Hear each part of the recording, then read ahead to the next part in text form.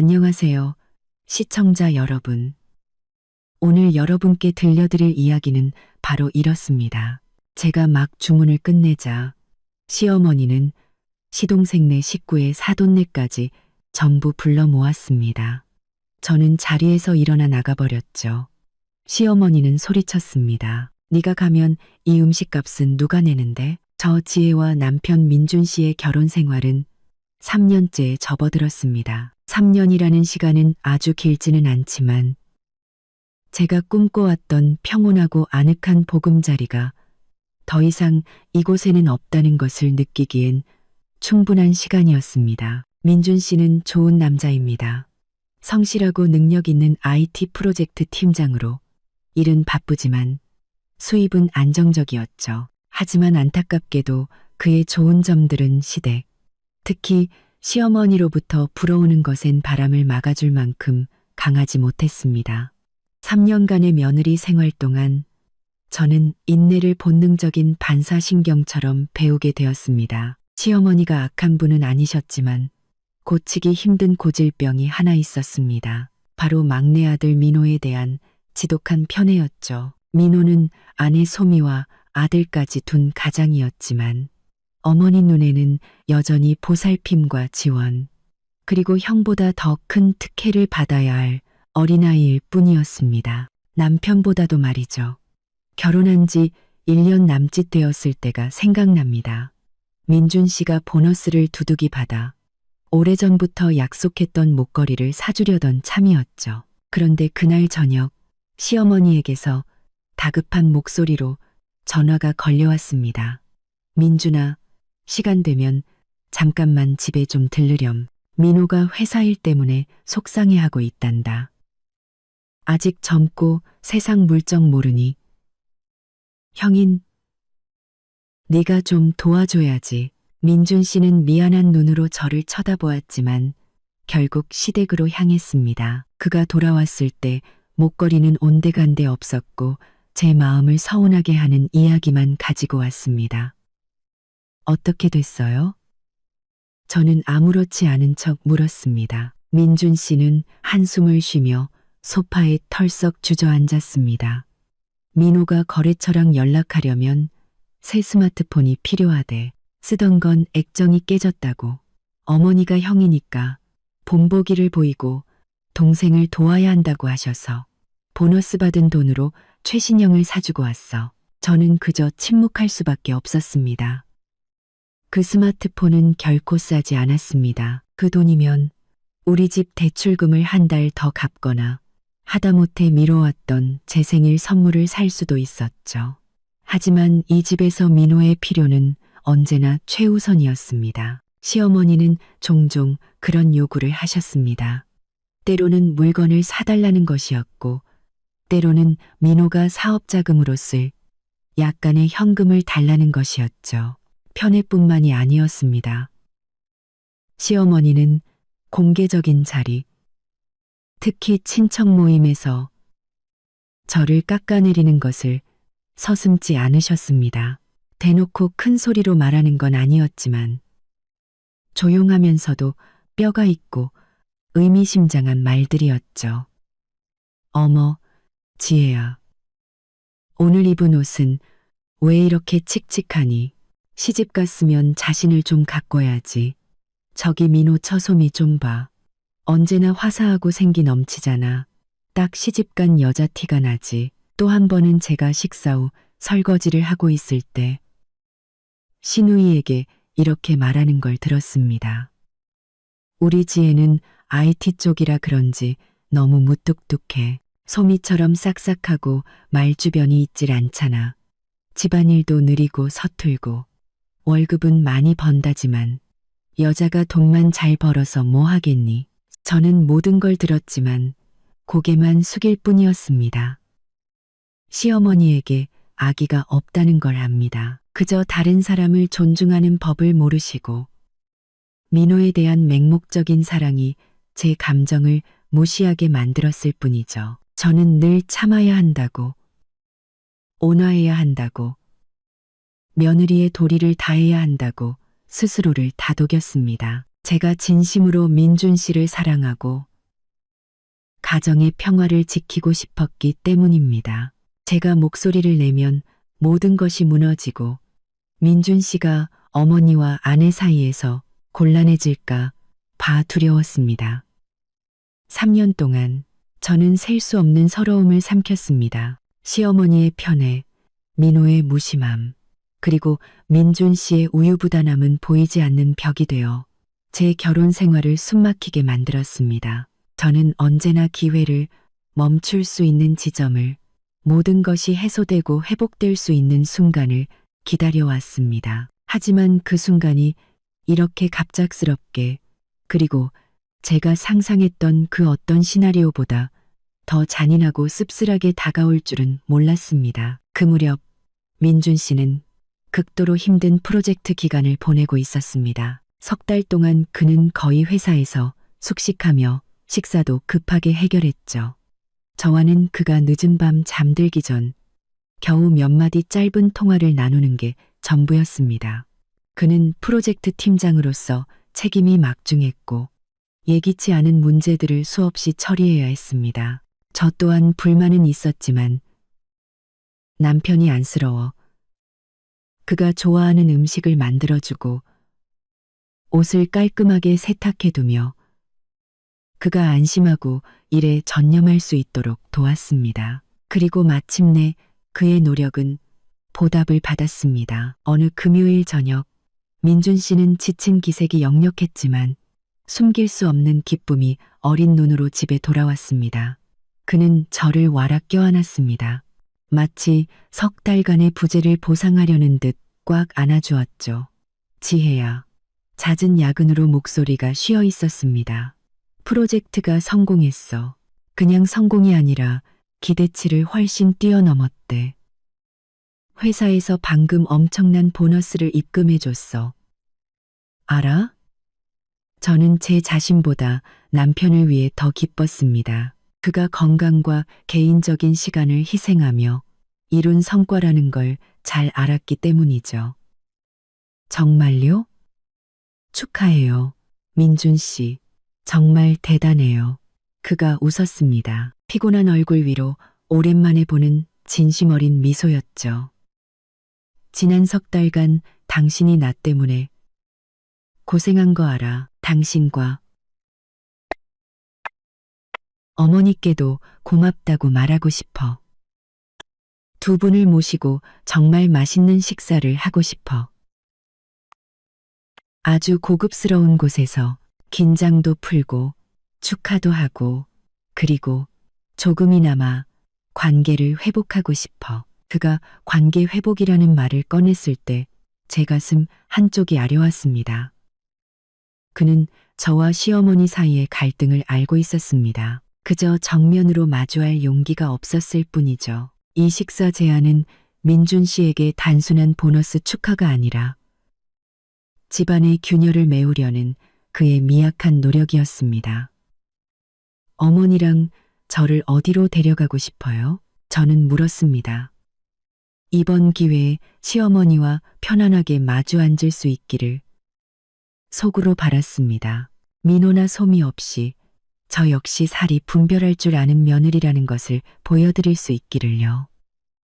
민준 씨는 제 손을 쓰다듬으며 흥분된 눈으로 말했습니다. 내가 알아봤는데 궁한정식이라는 아주 유명한 식당이 있더라고.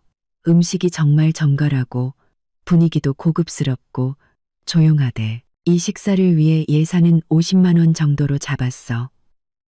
모두가 즐거웠으면 좋겠어. 50만 원이라니 저는 조금 놀랐습니다. 세 사람의 식사로는 꽤 큰 금액이었죠. 하지만 그의 의도를 이해했습니다. 그는 이 호사를 통해 어머니께 효도하고 아내를 존중하는 마음을 표현하는 동시에 그것을 관계를 잇는 접착제로 사용하고 싶었던 겁니다. 좋아요. 민준 씨가 결정해요. 제게 물어볼 필요 없어요. 저는 망설임 없이 그의 제안을 받아들였습니다. 저는 이런 고급스러운 식사와 사적이고 격식 있는 공간이라면 시어머니께서 잠시나마 민호에 대한 편애를 잊으실 거라고 기대했습니다. 그리고 우리가 진정으로 따뜻한 저녁을 진정한 가족의 의미를 되새기는 시간을 보낼 수 있을 거라고요. 저는 긴장된 분위기와 은근한 비난에 너무 지쳐 있었습니다. 짧더라도 평화가 필요했습니다. 민준 씨는 즉시 식당에 전화해 예약을 하고 이어서 어머니께 전화를 걸었습니다. 저는 옆에서 얼핏 들을 수 있었죠. 어머니, 저 보너스 크게 받았어요. 어머니랑 지혜 씨 모시고 내일 저녁에 궁 한정식에서 맛있는 식사 대접하고 싶어요. 따로 방도 예약해뒀어요. 전화기 너머 시어머니의 반응은 평소와 완전히 달랐습니다. 무관심하거나 식당을 폄하하거나 가격을 불평하는 평소 모습이 아니었죠. 오히려 목소리는 이상할 정도로 흥분에 차 있었습니다. 어머나, 우리 민준이 정말 장하다. 보너스 많이 받았으면 당연히 엄마랑 아내한테 한턱 내야지. 식당 이름이 뭐라고? 다시 똑똑히 말해봐. 궁 한정식이라고? 방도 예약했다고? 방 이름은 뭐니? 어머님은 쉴 새 없이 질문하며 식당 이름과 방 위치를 꼼꼼하게 재차 확인했습니다. 저는 민준 씨 옆에서 그 통화를 들으며 마음속에 의심이 싹 트는 것을 느꼈습니다. 시어머니의 이런 흥분은 어딘가 부자연스러웠습니다. 평범한 가족 식사에 비해 과도했죠. 하지만 저는 이내 그 의심을 떨쳐버렸습니다. 아마 아들이 성공한 것이 순수하게 기쁘시고 본인도 한 번쯤 호사스러운 기분을 느끼고 싶으셨을 거라고요. 저는 그 과도한 흥분과 꼼꼼한 확인 질문들이 미리 계획된 어떤 시나리오의 첫 신호탄이었다는 것을 전혀 알지 못했습니다. 민준 씨가 기대했던 관계 회복을 위한 식사는 우리 결혼 생활에 가장 큰 파도를 몰고 올 폭풍의 시작점이 될 줄은 꿈에도 몰랐습니다. 다음 날 아침 중요한 저녁 식사를 준비하며 저는 시어머니의 태도에 대한 사소한 의심들을 떨쳐내려 애썼습니다. 어쨌든 지난 3년간 이어져 온 긴장된 분위기를 완화할 좋은 기회라고 스스로를 다독였습니다. 그 정도의 돈이라면 그 식당에서 세 사람이 충분히 성대한 저녁을 즐길 수 있었습니다. 효심을 표현하기에 충분하면서도 너무 과시적이지 않은 수준이었죠. 저는 그 지출 수준을 전적으로 받아들였습니다. 제가 인색한 사람은 아니었습니다. 그저 남편이 땀 흘려본 돈을 소중히 여길 뿐이었죠. 그저 남편이 땀 흘려본 돈을 소중히 여길 뿐이었죠. 만약 이 돈을 쓰는 것이 진정으로 평화와 화해를 가져온다면 저는 기꺼이 감수할 생각이었습니다. 저는 시간을 들여 매우 꼼꼼하게 준비했습니다. 단정하고 우아한 원피스를 골랐습니다. 너무 튀지도 그렇다고 너무 수수하지도 않은 옷으로요. 시어머니께서 항상 제 외모에 신경 쓰신다는 것을 알았기 때문입니다. 어머님은 늘 저를 민호의 아내인 소미와 비교하셨죠. 오늘은 어머님과 민준 씨가 공들여 마련한 이 자리에 대한 존중을 표현하고 싶었습니다. 이 옷 어때요, 민준 씨? 저는 그의 앞에서 한 바퀴 돌아보이며 물었습니다. 넥타이를 매던 민준 씨는 저를 보며 다정하고 희망에 찬 눈빛을 보냈습니다. 아주 예뻐. 당신은 언제나 품이 있어. 어머니도 만족하실 거야.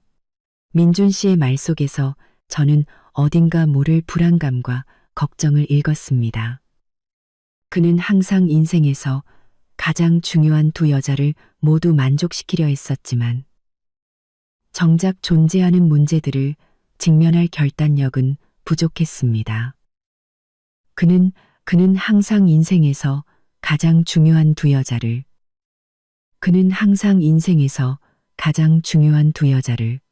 그는 이 식사를 일시적으로 갈등을 잊게 할 진정제처럼 사용하고 싶어 했습니다.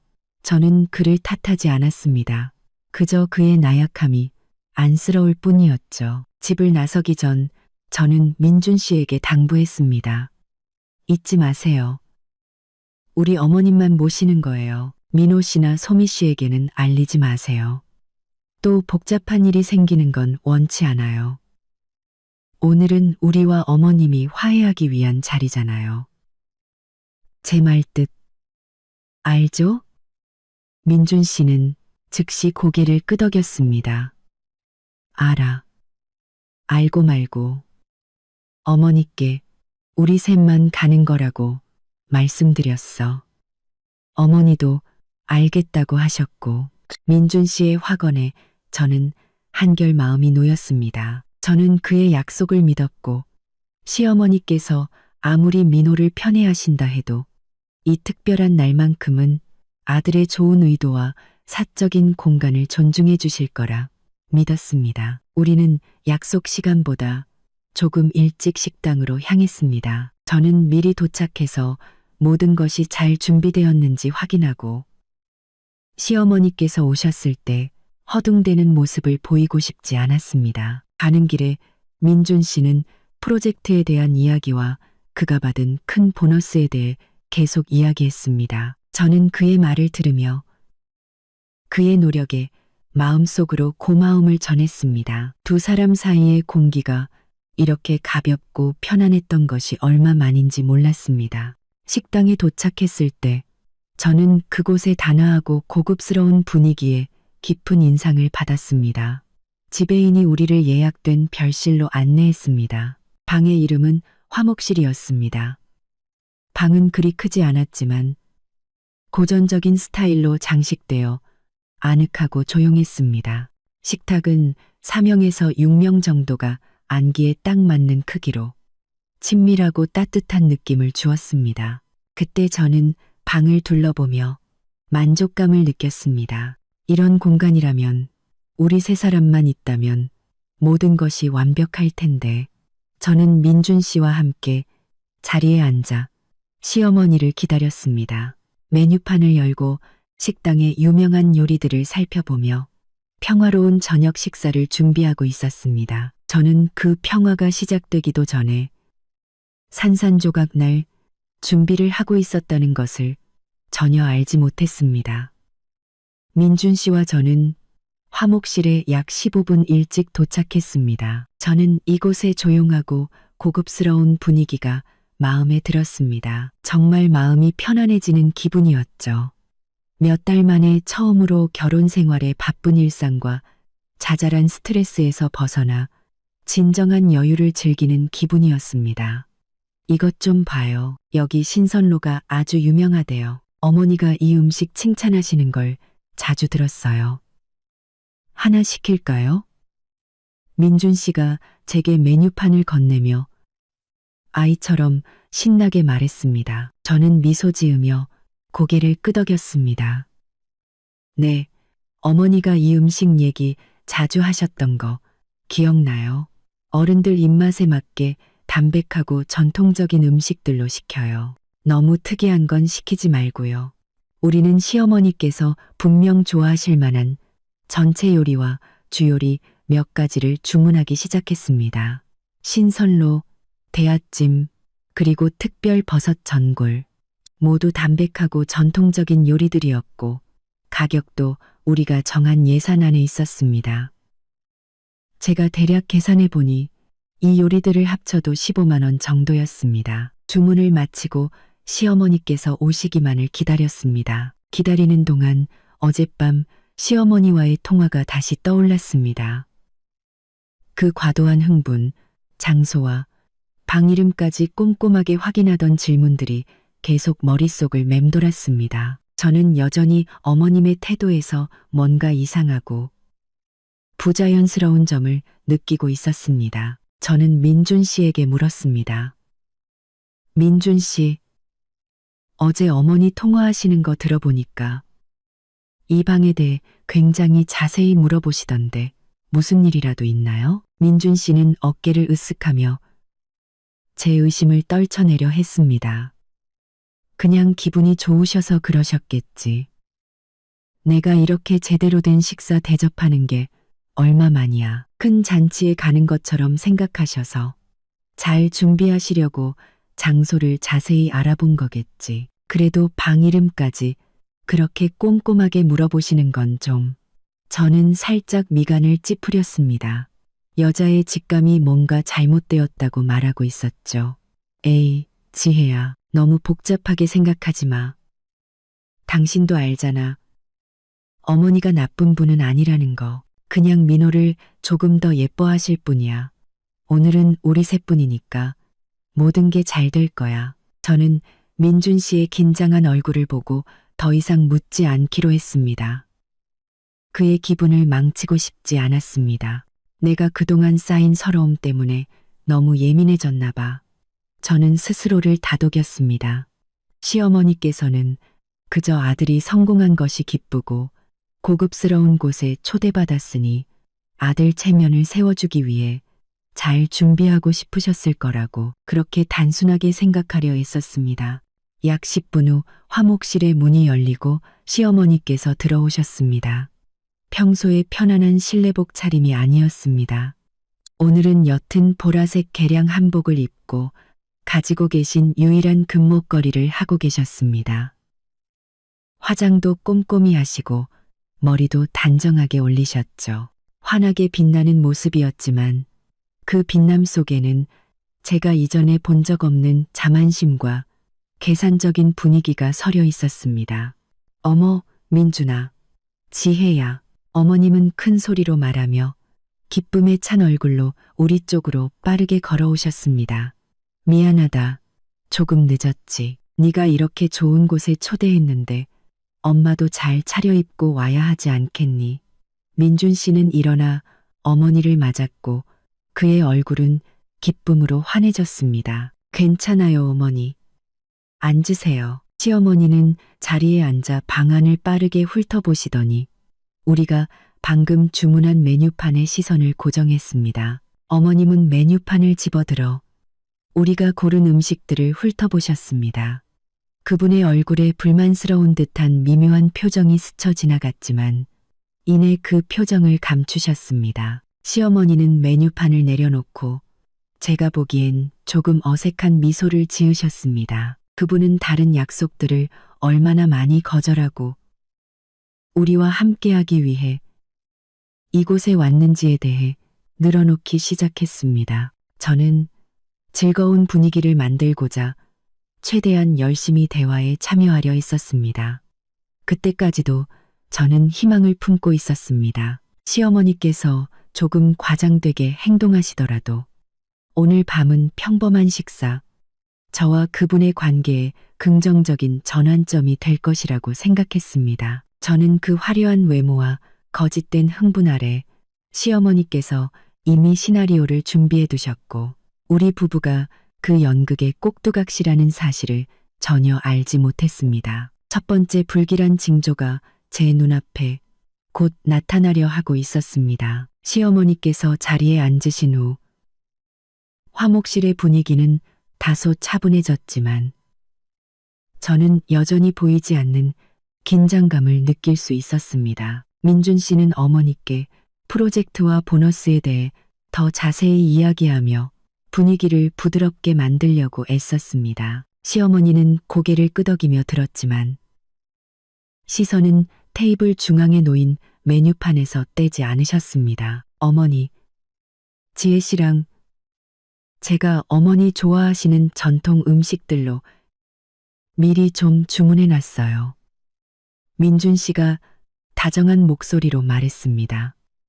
신선로랑 대하찌며 어머니께서 이거 못 드신 지 오래됐다고 하셨잖아요. 맞죠? 시어머니는 바로 대답하지 않으셨습니다. 그분은 다시 메뉴판을 집어들어 우리가 주문한 음식들을 훑어보셨습니다. 저는 그분이 아주 살짝 미간을 찌푸리는 것을 보았습니다.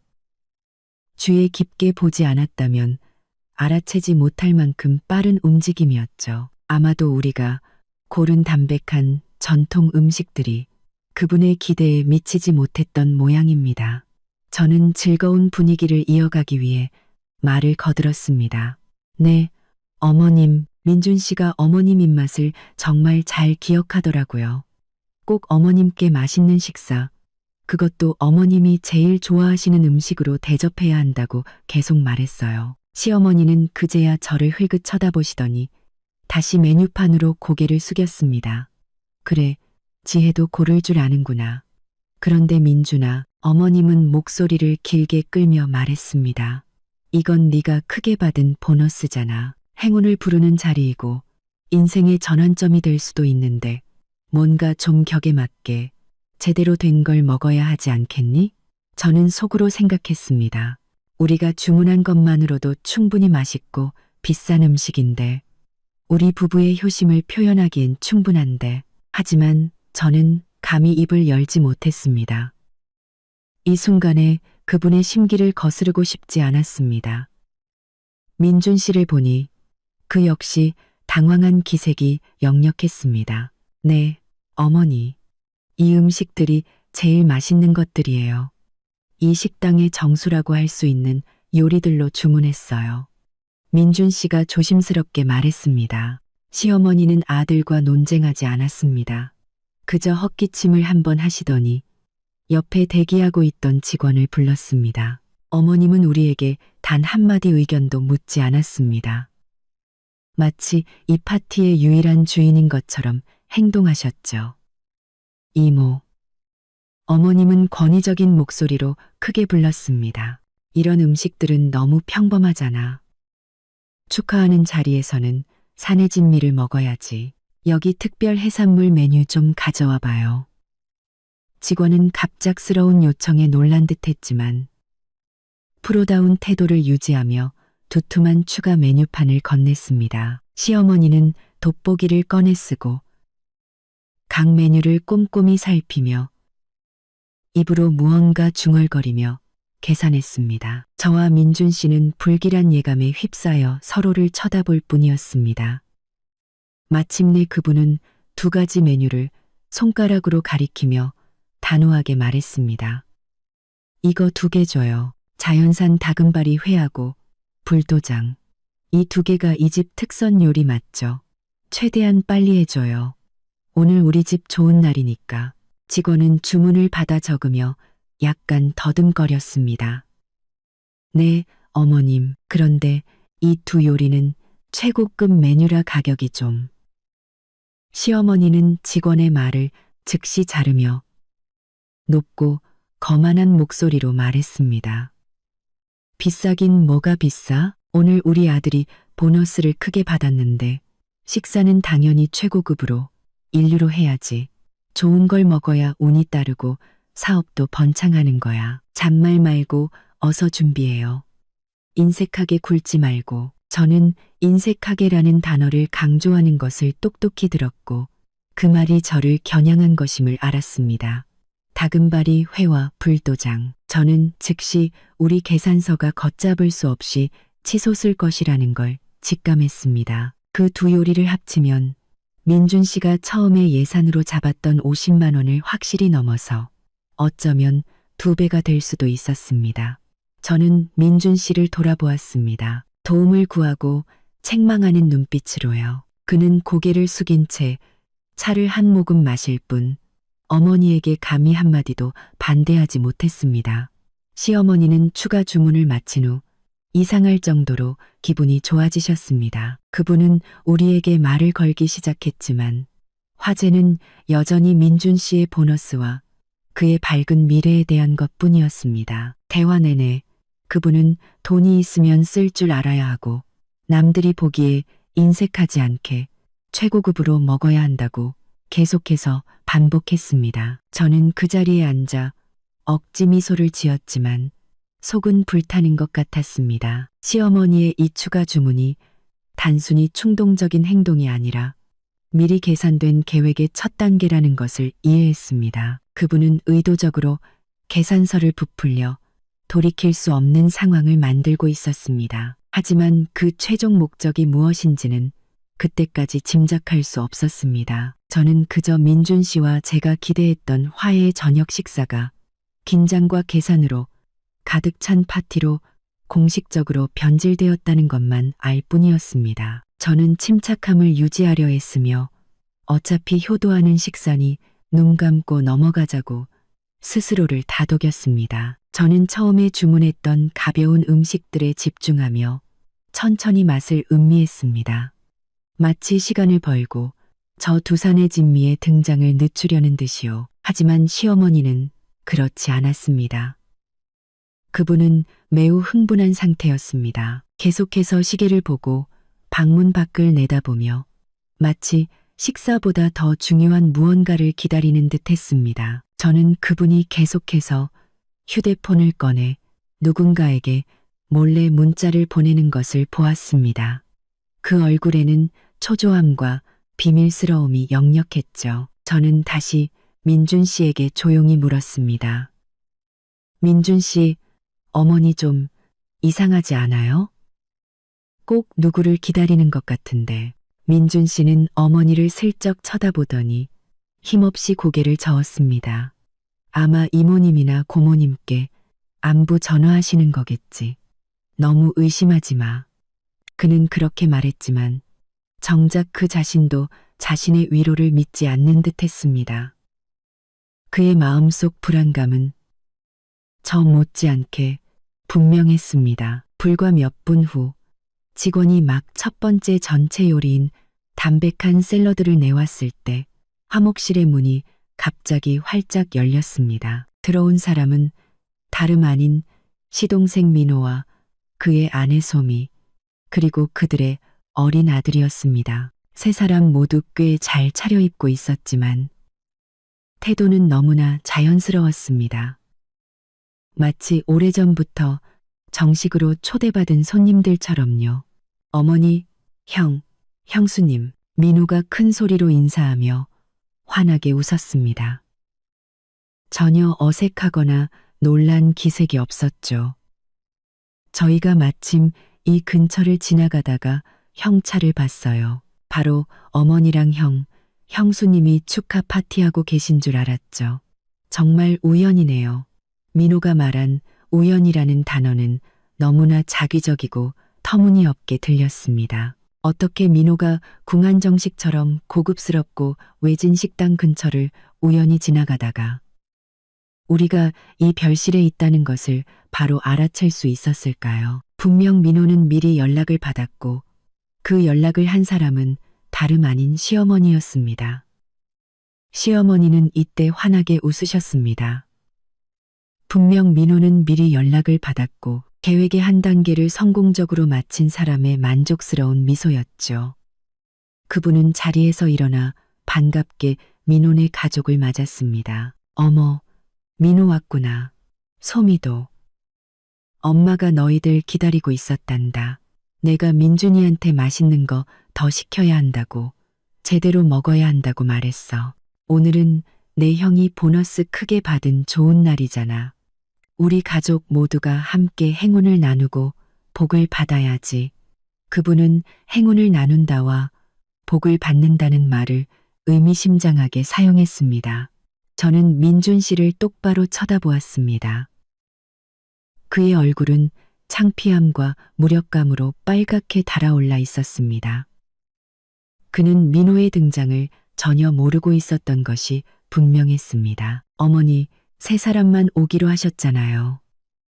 민준 씨가 더듬거리며 말했지만 그의 목소리는 시어머니와 민호의 웃음소리에 묻혀버렸습니다. 에이, 참, 시어머니는 손을 내저었습니다. 내 동생이 온 게 뭐 어때서? 다 한 식구인데, 그리고 지혜는 형수니까 당연히 이해해야지.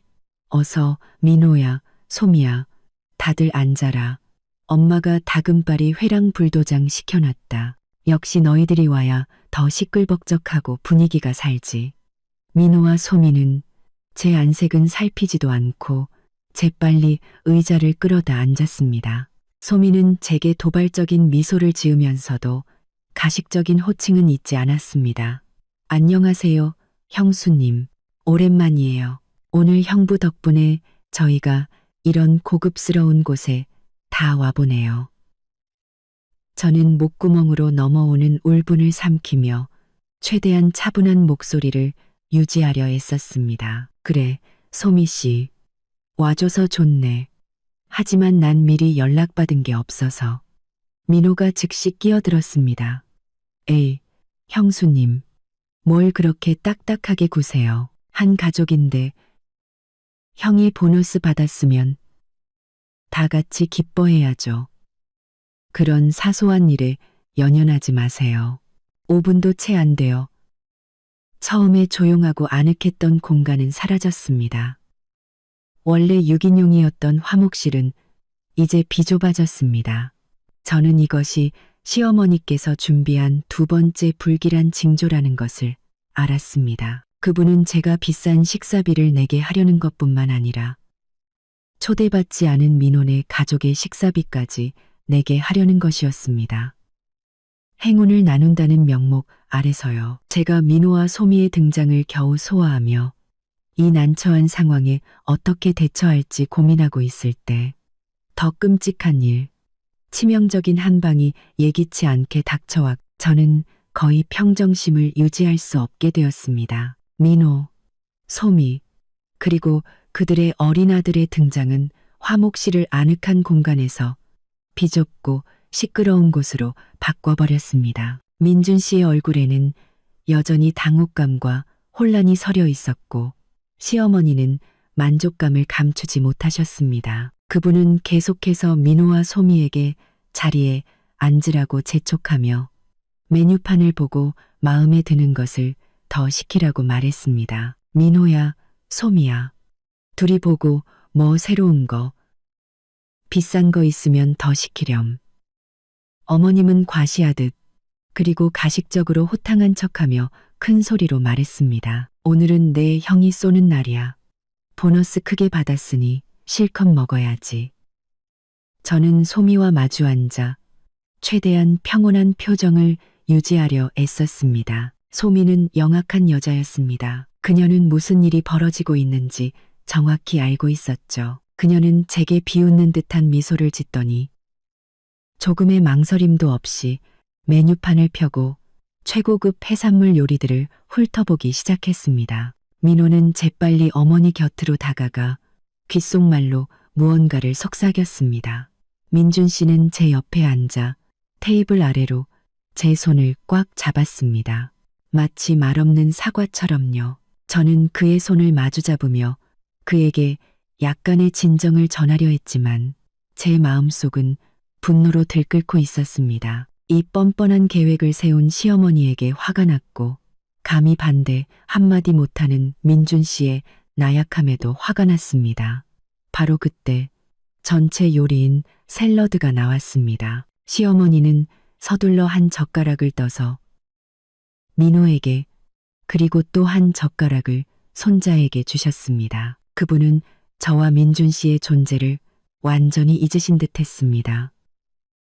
작은 방은 이제 민혼의 가족의 시끄러운 웃음소리로 가득 찼습니다. 소미는 휴대폰으로 음식 사진을 찍고 있었습니다. 분명 친구들에게 자랑하려는 것이겠죠. 소미야, 뭐 더 시킬 거 골랐니? 시어머니가 물었습니다. 소미는 명랑하게 웃으며 대답했습니다. 네, 어머님, 지금 보고 있어요. 여기 킹크랩 찜이 정말 맛있어 보이네요. 어머님, 우리 한 마리 시켜서 다 같이 맛볼까요? 오늘 형부가 이렇게 통 크게 쏘시는데 그녀는 제 반응을 떠보려는 듯 의도적으로 저를 쳐다보며 말했습니다. 시어머니는 연신 고개를 끄덕였습니다. 그래, 지혜가 그랬어. 풍족하게 먹어야 운이 따른다고. 어서 시키렴. 망설이지 말고. 민준이는 돈 많아. 저는 그 뻔뻔한 거짓말을 똑똑히 들었습니다. 저는 그런 말을 한 적이 없었습니다. 비용을 부풀리려고 한 것은 바로 시어머니 본인이었죠. 저는 반박하려고 입을 열었지만 민준 씨가 제 손을 더 꽉 쥐었습니다. 그는 고개를 저으며 제게 조용히 있으라는 신호를 보냈습니다. 그는 이곳에서 일을 크게 만들고 싶지 않았던 겁니다. 그는 여전히 참고 넘기면 끝날 것이라는 순진한 생각을 하고 있었습니다. 시계를 보니 벌써 저녁 7시가 넘어가고 있었습니다. 저는 정말 피곤하고 모욕감을 느꼈습니다. 화해를 위한 식사는 완전히 실패했습니다. 그것은 우리 부부의 뺨을 때리는 파티로 변질되었고 민준 씨는 그것을 막아낼 용기조차 없었습니다. 민호가 비싼 와인을 추가로 주문하고 소미가 곧 나올 킹크랩찜에 대해 아들에게 신나게 설명하고 있을 때 또 다른 끔찍한 일이 벌어졌습니다. 이 사건은 모든 것이 평범한 가족 식사의 범주를 넘어섰다는 것을 깨닫게 해주었습니다. 그것은 정교하고 잔인하게 연출된 한 편의 연극이었습니다. 화목실의 문이 다시 한번 열렸습니다. 이번에는 한두 명이 아니었습니다. 약 9명이나 되는 무리가 차례로 방으로 들어왔고 이미 비좁았던 방은 극도로 답답하고 혼란스러워졌습니다. 그들이 누구냐고요? 바로 소민의 친정 식구들, 즉 사돈댁이었습니다. 소미의 부모님, 형제자매, 그리고 어린 조카들까지요. 그들은 모두 얼굴에 한바구음을 띤 채 들어왔고 고급스러운 공간과 풍성한 식탁을 보자 눈이 호기심과 탐욕으로 빛났습니다. 어머나, 사돈어른 오셨어요. 시어머니는 벌떡 일어나 예의도 잊은 채 기쁘게 외쳤습니다. 그분은 그들을 반갑게 맞이했습니다. 마치 자신이 이 파티의 주인이고 오랫동안 그들을 기다려온 것처럼요. 사돈어른, 어서 들어오세요. 기다리고 있었어요. 마침 딱 맞춰 오셨네요. 그분은 손으로 의자를 끌어주며 그들을 앉으라고 권했습니다. 화목실은 이제 시장 바닥으로 변해버렸습니다. 총 13명의 초대받지 않은 손님, 시어머니, 민호, 소미, 그들의 아들, 그리고 9명의 사돈 식구들, 최대 6명만 들어갈 수 있는 공간에 그들이 빽빽하게 들어차 있었습니다. 어른들은 서로 밀치고 아이들은 뛰어다니고 시끄러운 대화 소리, 큰 웃음소리, 의자 끄는 소리, 모든 것이 너무 빠르고 혼란스럽게 일어났습니다. 저는 그 자리에 얼어붙은 듯 앉아 있었습니다. 마치 얼음물을 뒤집어 쓴 것처럼 온몸이 차갑고 마비되는 기분이었습니다. 저는 눈앞의 혼란스러운 광경을, 초대받지 않은 손님들의 눈에 서린 탐욕과 뻔뻔함을 보며 마치 새장 속에 갇혀 빠져나갈 길 없는 작은 새가 된 기분이었습니다. 문득 서유기 이야기가 떠올랐습니다. 제가 마치 거미 동굴에 빠진 삼장법사처럼 요괴들에게 둘러싸였는데 아무도 저를 구해줄 생각이 없는 것 같았습니다. 시어머니는 전혀 부끄러워하거나 미안해하지 않으셨습니다. 그분은 저와 민준 씨를 돌아보며 목소리 톤을 완전히 지시하고 강요하는 투로 바꿨습니다. 민준아, 지혜야. 둘이 뭐하니? 어서 의자 좀 더 가져와. 사돈댁이 이렇게 많이 오셨는데 정성껏 대접해야지. 서둘러 음식도 더 시켜야 하니까. 소미는 즉시 일어나 재빨리 저를 자기 부모님께 소개했습니다. 아, 아빠, 엄마. 이쪽은 제 형수님, 지혜 형수님이에요. 오늘 형님이랑 형수님이 우리 식구들 다 대접하는 거예요. 형부가 회사에서 보너스를 엄청 크게 받으셨거든요. 소미의 부모님은 저를 훑어보는 듯한 평가적인 눈빛으로 보더니 매우 거만한 태도로 고개를 끄덕였습니다. 소미의 어머니가 큰 소리로 말했습니다. 어머나, 맏며느리가 이렇게 능력 있고 사리분별이 밝으니 우리 사돈댁은 참 복도 많으시네. 저는 소리치고 싶었습니다. 테이블을 뒤엎고 일어나 누가 대접한다는 거냐? 나는 아무도 초대한 적 없다고 외치고 싶었습니다. 하지만 저는 마지막 남은 이성의 끈을 겨우 붙잡고 있었습니다. 민준 씨를 보니 그의 얼굴은 새하얗게 질려 그 자리에 꼼짝 않고 앉아 두 손을 꽉 쥐고 있었습니다. 그는 두려워하고 있었고 당황하고 있었으며 무엇보다도 완전히 무력해져 있었습니다. 이때 시어머니는 승리자의 만족스러운 표정으로 똑바로 일어서서 사람들로 가득 찬 방을 한 바퀴 둘러보더니 제가 결코 잊지 못할 공개 선언을 했습니다. 그분은 모두가 똑똑히 듣도록 하여 저를 이 자리에서 공개적인 현금 인출기로 만들 작정이었습니다. 화목실의 공기는 이제 음식 향이 아닌 혼란과 계산, 그리고 탐욕의 냄새로 가득 차 숨막힐 지경이었습니다. 13명의 초대받지 않은 손님들이 작은 방에 빽빽하게 들어차 있어 저는 숨쉬기조차 힘들었습니다. 저는 그 자리에 조각상처럼 앉아 시어머니께서 공들여 준비한 연극을 지켜보고 있었습니다. 시어머니는 모든 사람들의 자리를 급하게 정돈해 준 후 똑바로 서서 손가락으로 유리잔을 가볍게 쳐 작지만 모두의 주의를 끌기에 충분한 소리를 냈습니다. 그분은 전혀 주저하거나 부끄러워하지 않았고 오히려 매우 자랑스럽고 권위적인 태도를 보였습니다. 사돈어른, 그리고 얘들아, 모두 주목해 주렴. 그분은 크고 또렷한 목소리로 한 글자 한 글자 제 귀에 새기듯 말했습니다. 오늘 우리 집에 아주 큰 경사가 있단다. 내 맏아들 민준이가 큰 프로젝트를 성공적으로 마치고 회사에서 아주 두둑한 보너스를 받았어. 사람들이 시끄럽게 박수를 치자 그분은 만족스러운 미소를 지으며 말을 이었습니다.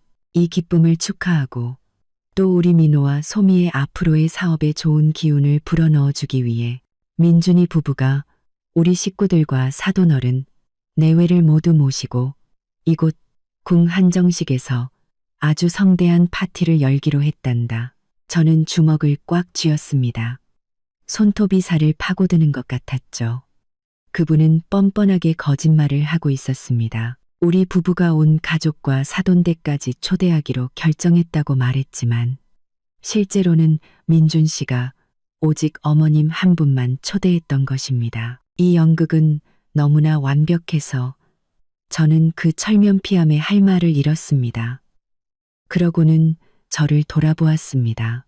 그 날카롭고 계산적인 눈빛은 제가 고개를 끄덕여 인정하라고 강요하는 듯 했습니다. 하지만 저는 그저 그분을 똑바로 쳐다볼 뿐 아무 말도 하지 않았고 고개를 끄덕이지도 미소 짓지도 않았습니다. 그분은 제 반응을 기다리지 않고 모든 것을 절정으로 밀어붙였습니다. 그리고 더욱 특별한 것은 오늘 이 파티의 모든 사내 진미, 이 비싼 음식들은 바로 제 맏며느리 이지혜가 대접하는 것이랍니다. 그분은 의도적으로 제 이름을 강조했습니다.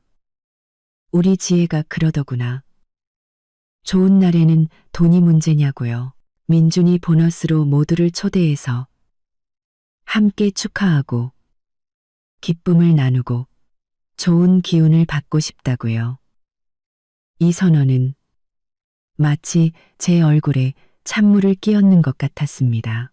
놀라워서가 아니라 모욕감과 변질된 상황이 한계를 넘어섰기 때문입니다. 시어머니는 시댁 식구들과 사돈댁 앞에서 저를 공개적으로 자발적인 지불자, 즉 현금 인출기로 만들어버렸습니다. 그분은 아들의 돈을 제 명의로 사용하여 다른 사람들의 환심을 사고 그들을 매수하려 했습니다. 시어머니의 선언 후 13명 손님들의 시선이 모두 제게 쏠렸습니다.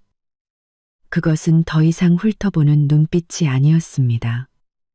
그것은 강탈과 끝없는 탐욕의 눈빛이었습니다. 민호와 소미는 덫에 걸린 사냥감을 보듯 저를 보며 속으로 웃었습니다. 민준 씨는 마침내 반응을 보였습니다. 그는 당황하며 자리에서 일어나 반박하려 했지만 시어머니가 재빨리 그의 어깨에 손을 얹고 꽉 누르며 귓속말로 무언가를 말했습니다. 그는 얼굴이 창백해진 채로 의자에 털썩 주저앉아 고개를 숙였습니다. 그는 어머니에게 완전히 제압당한 것입니다. 저는 이 순간 저의 모든 인내와 화해를 위한 노력이 물거품이 되었음을 깨달았습니다. 이 파티는 더 이상 화해의 기회가 아니었습니다.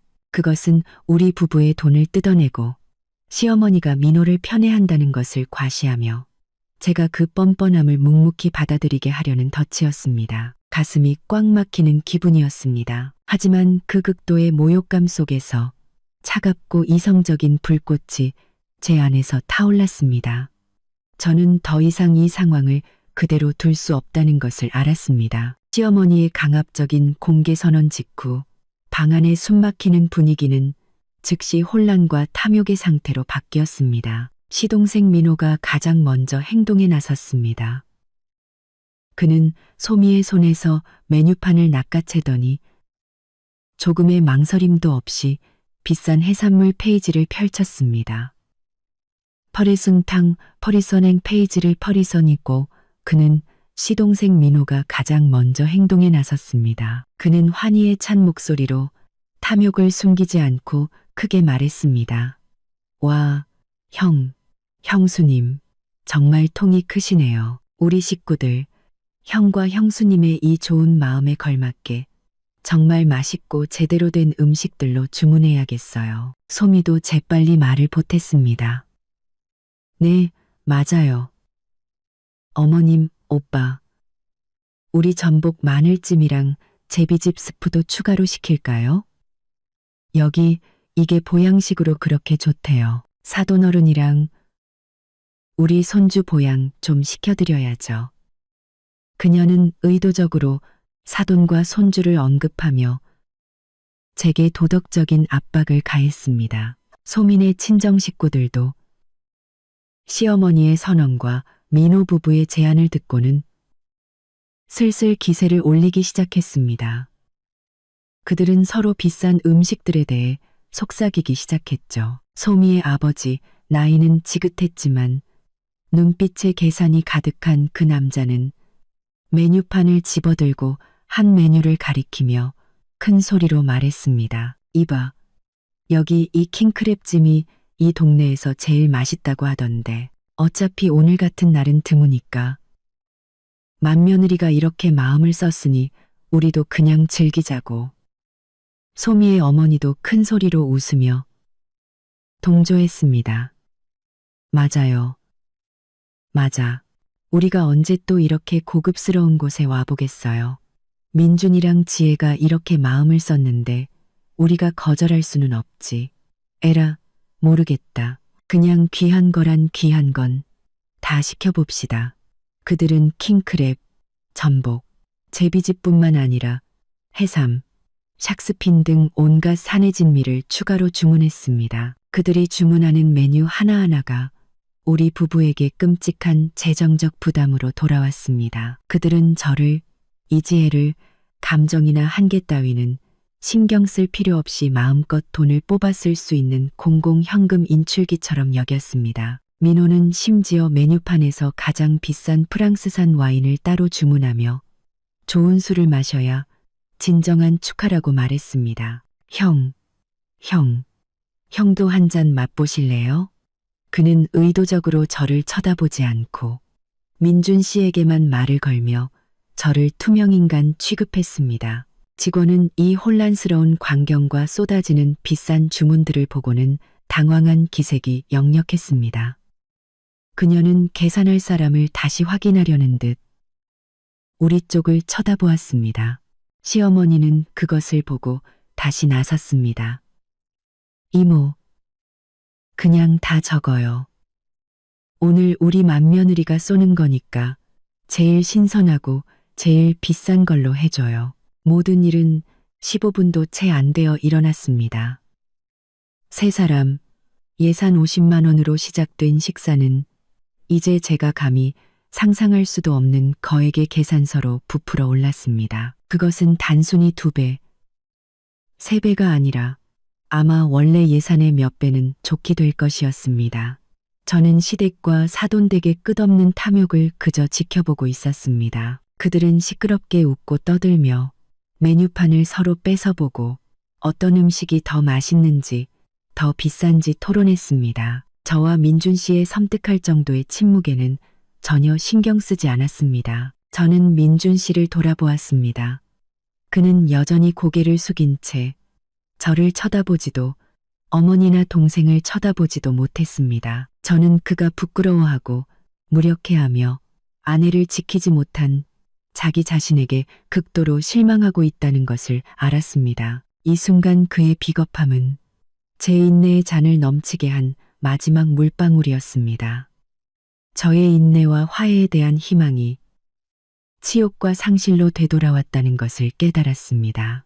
저는 더 이상 가만히 앉아 있을 수 없었습니다. 이 혼란과 뻔뻔함을 끝내기 위해 무언가를 해야만 했습니다. 화목실은 이제 제게 무성 연극의 무대와도 같았습니다. 저를 제외한 모든 사람들이 말하고 웃고 주문하고 기뻐하고 있었습니다. 저의 침묵은 주변의 혼란과 소음과 극명한 대조를 이루었습니다. 저는 고립되었고 저 13명의 뻔뻔함 앞에서 무생물처럼 변해버린 기분이었습니다. 저는 남편 민준 씨를 돌아보았습니다. 그는 여전히 테이블 밑에서 두 손을 꽉 쥔 채 고개를 숙이고 앉아 있었습니다. 그는 여전히 테이블 밑에서 두 손을 꽉 식당의 따뜻한 노란 조명이 그의 얼굴을 비추며 그의 극심한 당혹감과 수치심을 드러냈습니다. 그의 얼굴은 분노가 아닌 혼란과 무력감으로 붉게 달아올라 있었습니다. 저는 민준 씨가 좋은 사람이라는 걸 압니다. 그는 저를 사랑하지만 그 사랑과 친절함은 맹목적인 효심과 나약함에 가려져 있었습니다. 그는 어머니에게 몇 번이고 조종당했고 이번에는 모든 것이 통제 불능 상태에 이르도록 내버려 두었습니다. 저는 그의 팔을 가볍게 흔들며 나지막이 불렀습니다. 민준 씨. 그가 깜짝 놀라 고개를 들어 저를 보았습니다. 그의 눈빛은 간청과 두려움으로 가득 차 있었습니다. 그는 제 눈을 똑바로 쳐다보지 못했습니다. 이대로 두면 안 돼요. 저는 낮고 차가운 목소리로 말했습니다. 저 사람들이 우리 돈으로 무슨 짓을 하고 있는지 좀 보세요. 당신의 선의를 악용하고 저를 모욕하고 있잖아요. 민준 씨는 더듬거렸습니다. 그의 목소리는 모기 소리처럼 작아서 가족들의 소음에 거의 들리지 않았습니다. 나도 알아. 하지만 지금 어머니가 기뻐하시잖아. 사돈댁도와 계시고. 내가 이 분위기를 망칠 수는 없어. 지혜야, 분위기를 망칠 수 없다고요? 저는 제 귀를 의심했습니다. 지금 무슨 분위기를 말하는 건가요? 탐욕과 거짓말, 그리고 당신 아내에 대한 모욕으로 가득 찬 이 분위기 말인가요? 제가 말을 채 끝내기도 전에 시어머니께서 우리의 속삭임을 알아채셨습니다. 그분은 돌아보며 칼날처럼 날카로운 눈빛으로 민준 씨를 쏘아보았습니다. 민준아, 너 지혜랑 무슨 얘기하니? 할 말 있으면 다 같이 듣게 큰 소리로 해봐. 그분의 목소리는 높고 위협적이었습니다. 그렇게 몰래 속닥거리지 말고 혹시 지혜가 인색하게 구는 거니? 오늘 너는 맏아들이고 보너스도 크게 받았잖아. 네가 이 파티의 주인이 되어야지. 네 아내가 나서게 둬선 안 돼. 민준 씨는 즉시 고개를 숙였습니다. 그는 무언가 말하려 애썼지만 그것은 제가 들어본 중 가장 힘없는 반박이었습니다. 어머니, 저는 어머니만 초대했는데요. 손님을 너무 많이 부르셔서 예산을 초과했어요. 민준 씨의 그 반박은 시어머니에 의해 모든 사람 앞에서 가차없이 묵살되었습니다. 너 지금 뭐라고 했니? 이 녀석이 엄마가 손님을 더 부른 건 내 체면을 세워주려고. 사람들이 네가 효심 깊고 능력 있는 걸 보게 하려고 그런 거다. 네가 떳떳하게 고개 들고 다니게 해주고 싶었단 말이야. 돈은 있다가도 없는 거야. 그냥 다 시켜. 그리고 지혜는 내 아내고 내 돈이 곧 걔 돈이야. 한 번만 더 그따위로 말하면 엄마 원망하지 마라. 그분은 저를 도전적으로 한 번 쏘아보더니 민준 씨에게 토라진 목소리로 말했습니다. 됐다.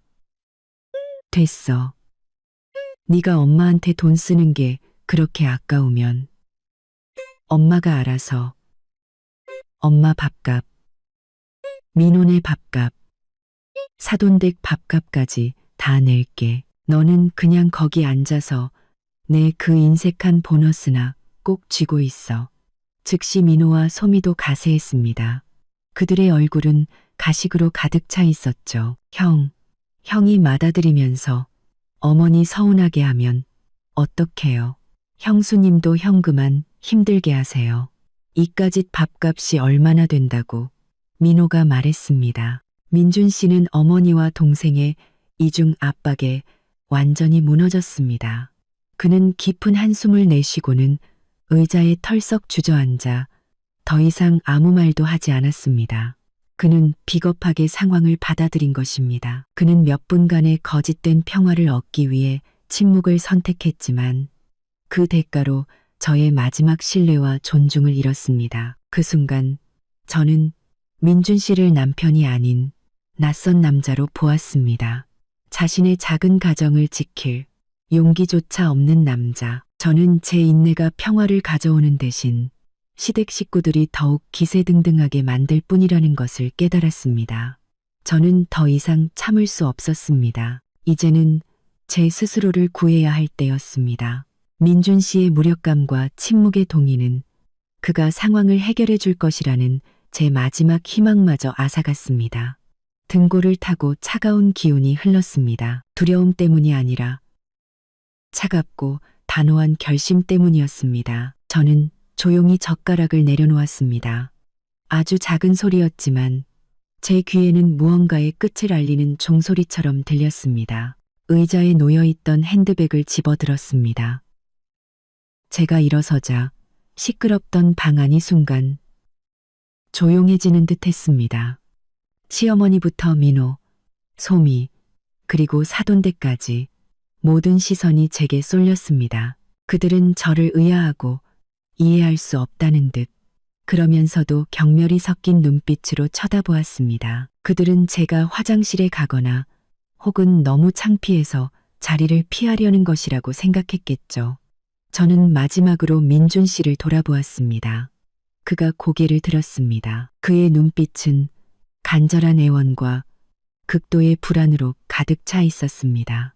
그는 제가 돌이킬 수 없는 무언가를 하려 한다는 것을 알고 있었습니다. 민준 씨, 저는 그가 들을 수 있을 만큼 그러면서도 평정심을 잃지 않는 목소리로 말했습니다. 저 몸이 좀 안 좋아서 먼저 들어가 봐야 할 것 같아요. 저는 거짓말을 했습니다.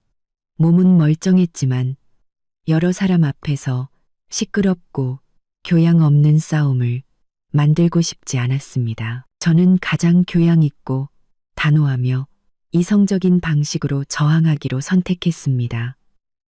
민준 씨는 즉시 일어나 저를 붙잡으려 했습니다. 지혜 씨, 사돈과 함께 추가 주문에 열중하던 시어머니도 고개를 들었습니다.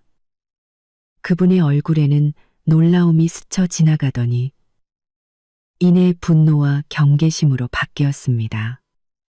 그분은 제가 떠나면 모든 것이 생각처럼 쉽지 않을 것이라는 걸 알았던 거죠.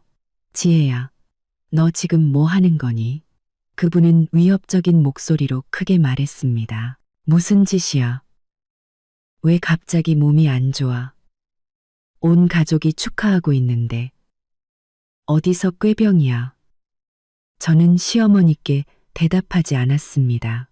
그저 민준 씨를 똑바로 쳐다보며 놀라울 정도로 차분한 목소리를 유지했습니다.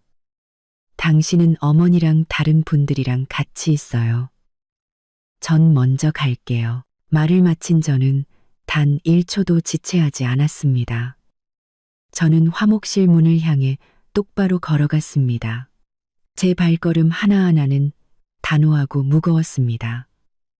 마치 지난 3년간 저를 가두었던 비좁은 세상에서 걸어 나오는 듯했습니다. 시어머니는 상황의 심각성을 깨닫고 즉시 메뉴판을 내려놓았습니다. 그분은 저를 보내줄 수 없었습니다. 이 어처구니 없는 연극을 막을 수 있는 결단력을 가진 사람이 저뿐이라는 것을 알았기 때문입니다. 그분은 재빨리 일어나 긴 걸음으로 문 쪽으로 와서 제 앞을 가로막았습니다. 그분의 얼굴은 이제 분노와 두려움으로 일그러져 있었습니다. 그분은 문을 가로막고 서서 두 손을 허리에 짚었습니다. 더 이상 어떤 가식도 남아있지 않았습니다. 저의 단호한 행동은 방 안의 13명 손님 모두의 시선을 끌었습니다. 그들은 모두 주문과 식사를 멈췄습니다. 그들은 모두 이 극적인 대치 상황에서 누가 승자가 될지 지켜보고 있었습니다. 저는 화목실 문턱에서 시어머니와 마주섰습니다. 우리 두 사람의 거리는 불과 몇 걸음이었지만 마치 결코 메울 수 없는 깊은 심연이 가로놓인 듯했습니다. 그분의 등 뒤에는 초대받지 않은 수많은 손님들의 혼란과 탐욕이 있었고 제 앞에는 이 정교한 덫에서 벗어날 수 있는 유일한 탈출구가 있었습니다. 시어머니는 더 이상 아까의 상냥한 가짜 미소를 짓고 있지 않았습니다. 그분의 얼굴은 분노와 계획이 탈로 날지도 모른다는 두려움으로 흉측하게 일그러져 있었습니다. 그분은 견고한 벽처럼 문을 가로막고 서서 제가 빠져나갈 틈을 주지 않았습니다. 그분은 저를 증오의 찬 눈빛으로 쏘아보더니 방 안의 모든 사람들과 아마도 밖에 있는 직원들까지 모두 들으라는 듯 크고 단호한 목소리로 외쳤습니다. 이지혜, 너 지금 뭐 하려는 거야? 네가 가면 이 음식값은 누가 내는데? 그 질문은 이 파티의 진짜 목적을 공개적으로 선언하는 것처럼 전형적이고 뻔뻔했습니다. 그것은 질문이 아니라 직접적인 도전이자 위협이었습니다. 그분은 모든 사람의 압력을 이용해 저를 다시 자리로 돌려보내고 자신이 씌운 현금 인출기 역할을 받아들이게 하려 했습니다. 그분은 저의 오랜 인내심과 시댁, 사돈댁의 압박이 있다면 제가 결국 고개를 숙일 것이라고 확신했습니다. 그 대치의 순간 저는 이상할 정도로 고요함을 느꼈습니다. 저의 분노는 더 이상 타오르는 불꽃이 아니라 날카로운 냉기로 변해 있었습니다. 저는 천천히 숨을 깊게 들이마시고 목소리가 떨리지 않도록 하며 그 뻔뻔한 도전에 맞섰습니다. 제가 가면 누가 계산하냐고요? 저는 말했습니다. 제 목소리는 그분보다 작았지만 모두가 귀 기울이게 만드는 무게감과 침착함이 있었습니다. 그 질문은 저분들을 이곳에 초대한 분께 하시는 게 맞을 것 같은데요. 남편 민준 씨가 그때 비틀거리며 일어났습니다. 그는 다가오려 했으며 애원하는 얼굴로 말했습니다. 어머니, 지혜 씨, 두 분 다 제발 일 크게 만들지 마세요. 지혜야, 일단 가지 마. 어머니, 일단 지혜는 보내주세요. 돈 문제는 제가 해결할게요. 넌 조용히 못해. 시어머니가 돌아서서 민준 씨를 꾸짖었습니다. 이 비겁한 놈아. 내 마누라가 지금 나를, 우리 집안 전체를 무시하고 있잖아. 쟤를 보내면 이 산더미 같은 계산서는 누가 책임지는데 이 돈이 적은 돈인 줄 알아? 그분은 다시 저를 쏘아보았습니다. 그 눈빛은 칼날 같았죠. 어디서 수작이야. 너는 맏며느리고 네 남편이 보너스를 받았으면 당연히 시어머니, 시동생, 사돈댁까지 대접해야 하는 거야. 어딜 가든가. 하지만 이 밥값은 내놓고 가야지. 민호와 소미도 즉시 일어나 문 쪽으로 다가와 2차 방어선을 만들었습니다. 사돈댁은 불쾌한 표정으로 저를 뚫어져라 쳐다보고 있었습니다. 13명 모두가 제 대답을, 제 굴복을 기다리고 있었습니다. 저는 이 순간이 모든 것을 결정하리라는 것을 알았습니다. 만약 제가 양보한다면 저는 영원히 그들의 공공 현금 인출기가 될 것입니다. 저의 침묵은 시어머니의 분노와 나머지 사람들의 탐욕을 더욱 자극했습니다. 그들은 저를 이대로 순순히 보내줄 생각이 없었습니다. 시동생 민호가 한 걸음 앞으로 나왔습니다. 그의 얼굴은 위선으로 가득 차 있었죠. 형수님, 뭘 그렇게까지 예민하게 구세요? 형이 보너스 받아서 다 같이 기분 좋은 날이잖아요. 형이랑 형수님은 돈도 있으면서 부모님하고 동생한테 쓰는 몇십만 원이 그렇게 아까우세요?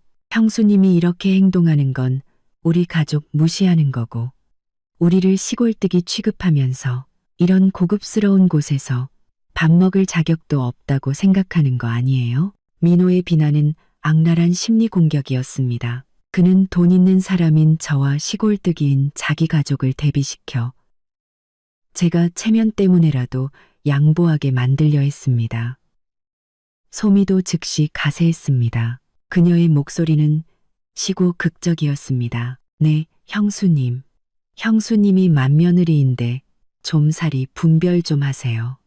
이 파티는 형수님이 대접하겠다고 선언하셨잖아요. 어머님이 저희 부모님께도 다 그렇게 말씀하셨고요.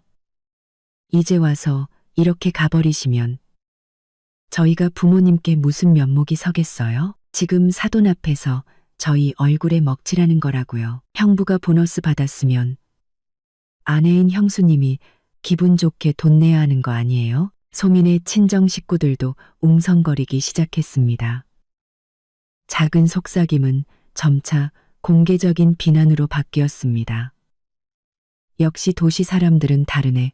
이렇게 인색해서야 무슨 팀장이라더니 밥 한 끼 사는 돈이 그렇게 아까운가? 먹을 건 다 시켜놓고 이제 와서 가겠다니 정말 교양 없네. 저는 시선과 말 그리고 비난에 둘러싸였습니다. 이 비좁은 방에서 유일하게 고립된 사람은 저였습니다. 민준 씨는 여전히 시어머니 등 뒤에 서서 무력하고 비겁하게 저를 위해 단 한마디도 변호하지 못했습니다. 그는 자신의 어머니에게 인생의 주도권을 완전히 빼앗겨버린 것입니다. 저는 이 순간 저의 모든 침묵과 인내가 끝났음을 알았습니다. 아린한 테이프 꺼서 더 이상 그들이 제 존엄성을 짓밟게 둘 수 없었습니다. 만약 제가 저항하지 않는다면 제 인생은 이 끝없는 탐욕에 영원히 묶일 것입니다. 저는 문을 막고 선 시어머니와 저를 모욕하는 12명의 사람들을 마주하며 몸을 똑바로 세웠습니다. 저는 생각을 정리하고 침착함과 이성을 되찾을 충분한 시간을 가졌습니다. 저는 감정이 아닌 논리와 사실로 단호하게 응수하기로 결심했습니다. 저는 시어머니의 눈을 똑바로 쳐다보았습니다. 제 목소리는 여전히 낮고 또렷했지만 이번에는 그분이 이전에 들어본 적 없는 단단함이 실려 있었습니다. 네, 어머님, 저는 누구의 체면을 깎을 생각도 없고 인색하게 굴 생각도 전혀 없습니다. 저는 음을 길게 끌며 말해 모든 사람의 절대적인 주의를 끌었습니다. 하지만 이제는 이 식사 대접의 원칙에 대해 분명히 짚고 넘어가야 할 때인 것 같습니다. 저는 다른 사람에 대한 존중이 결여된 독단적인 행동에 대해 돈을 지불하는 습관이 없습니다. 저는 한 걸음 앞으로 다가갔습니다. 저의 단호함에 그분은 살짝 주춤했습니다. 저는 저의 유일한 무기인 이성과 논리를 사용해 그들의 불합리에 맞서야 할 때가 왔음을 알았습니다. 저는 문을 가로막고 선 시어머니와 저를 훑어보는 12명의 시선과 정면으로 마주 섰습니다. 저의 차가울 정도의 침착함은 화목실에 절대적인 침묵을 가져왔습니다. 모두가 저의 마지막 대답을 기다리고 있었습니다. 방도가 대답을 기다리고 있었습니다. 저는 지금 감정적인 말이나 분노로 그들과 대화할 수 없다는 것을 알았습니다. 저는 논리를 사용해 시어머니께서 공들여 만든 이 불합리한 시나리오를 깨부숴야 했습니다. 저는 시어머니의 눈을 똑바로 쳐다보며 또렷하고 단호한 목소리로 한 문장 한 문장에 진실과 원칙을 담아 말했습니다. 네, 어머님. 저는 시작했습니다. 제가 3가지만 분명히 말씀드려서 여기 계신 모든 분들이 상황을 정확히 이해하도록 하겠습니다. 이것은 돈의 문제가 아니라 도리와 원칙의 문제입니다. 저는 손가락을 펴 보이며 첫 번째 논점을 제시했습니다. 첫째, 애초에 민준 씨는 어머님과 저 단 3사람만 초대했습니다. 민준 씨의 보너스를 축하하기 위한 자리였죠. 민준 씨는 민호 씨나 소미 씨 혹은 다른 어떤 분도 초대한 적이 없습니다. 처음에 저희가 주문한 음식도 세 사람을 위한 예산 50만 원 한도 내였습니다. 지금 여기 계신 모든 분들의 등장은 저희 부부의 의사와는 전혀 상관없는 예상 밖의 일입니다. 저는 잠시 말을 멈추고 사람들의 반응을 살폈습니다. 시어머니가 말을 끊으려 했지만 저는 그분에게 반박할 기회를 주지 않고 재빨리 말을 이었습니다. 둘째, 저는 두 번째 논점을 제시하며 날카로운 눈빛으로 민호와 소미를 훑었습니다. 어머님께서 임의로 비싼 음식 2가지를 추가 주문하셨고 그 후에는 소미 씨네 친정 식구들까지 이곳으로 부르셨습니다. 저희 부부는 이렇게 많은 손님들이 오신다는 것에 대해 전혀 통보받지 못했습니다. 어머님께서 혼자 결정하고 혼자 계획하고 심지어 제가 전혀 모르는 상황에서 제가 대접하는 것이라고 공개적으로 선언하셨습니다. 시어머니는 더듬거리기 시작했습니다. 나는 너희들 체면 세워주려고. 저는 그분이 말을 끝내게 두지 않았습니다. 정중하지만 단호하게 그분의 말을 잘랐습니다. 저는 가장 핵심적인 세 번째 논점으로 넘어갔습니다. 도르가심청. 정중하지만 단호하게 그분의 말을 잘랐습니다. 그리고 셋째, 이 세상의 가장 기본적인 원칙은 초대한 사람이 계산한다는 것입니다. 어머님께서 임의로 손님을 더 초대하셨고 저희 부부의 초기 예산을 훨씬 뛰어넘는 수많은 비싼 음식들을 주문하셨으며 제가 대접한다고 선언하셨습니다. 하지만 실제로 전화를 하고 약속을 잡고 모든 분들이 이곳에 오도록 계획한 사람은 바로 어머님이십니다. 그렇다면 추가된 손님들에 대한 비용을 책임져야 할 사람은 바로 어머님이십니다. 저의 3가지 논점은 명확하고 논리 정연하며 설득력 있게 제시되어 방안을 완전한 침묵에 빠뜨렸습니다. 시어머니의 탐욕과 뻔뻔함은 사돈댁과 바로 그 아들 앞에서 적나라하게 드러났습니다. 남편 민준 씨는 벽에 기댄 채 얼굴이 새하얗게 질려 있었습니다. 그는 더 이상 저를 쳐다보지 못했습니다. 하지만 저는 그가 제 말을 한마디 한마디 똑똑히 들었고 제가 진실을 말하고 있다는 것을 알고 있음을 직감했습니다. 시어머니는 분노로 몸을 떨었지만 저의 그 3가지 논리적인 주장에 반박할 수 없었습니다. 그분은 더 이상 거짓말을 할 수 없었죠. 그분에게 남은 마지막 전략은 때를 쓰고 위협하는 것뿐이었습니다. 시어머니는 더 이상 변명할 말이 없자 즉시 난동을 부리기 시작했습니다. 그분은 손을 뻗어 제 핸드백을 잡으려 했습니다. 입 닥쳐. 이지혜, 어디서 시어미한테 변호사처럼 따박따박 말댔구야. 너는 며느리고 며느리는 효도하고 양보할 줄 알아야 해. 당장 돈 꺼내서 이 밥값 전부 계산해. 한 푼도 빠짐없이. 그분은 날카로운 목소리로 소리쳤습니다. 네가 지금 사돈 앞에서 나를, 우리 집안 전체를 망신시키려는 거지? 내가 널 그냥 보내줄 것 같아? 핸드백을 잡아채려는 그분의 행동은 상황을 극단으로 몰고 갔습니다. 저는 한 걸음 뒤로 물러나 그분의 손길을 피하며 핸드백을 꽉 쥐었습니다. 네, 어머님, 죄송하지만 이런 행동에는 타협할 수 없습니다. 저는 단호하게 말했습니다.